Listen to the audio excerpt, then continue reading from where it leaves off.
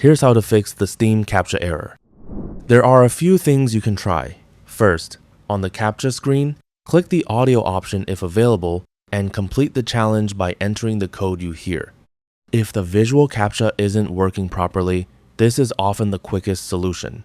If that doesn't help or isn't available, clear your browser's cache and cookies. In your browser, click the three dots icon and open Settings.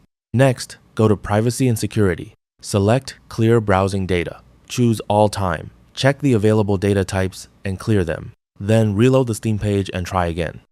If you're using Windows, press the Windows key, search for Run, type %temp% and press Enter. Select all the files and folders in the temp folder and delete them. This clears temporary files that may be causing the issue. If you're using a Mac, open Finder. Click Go at the top of the screen, then select Go to Folder from the bottom of the menu. Paste this cache's address into the box, press Enter, and delete the files and folders inside the cache's folder. After that, restart your browser and try completing the Steam CAPTCHA again. That's all for this video. Thanks.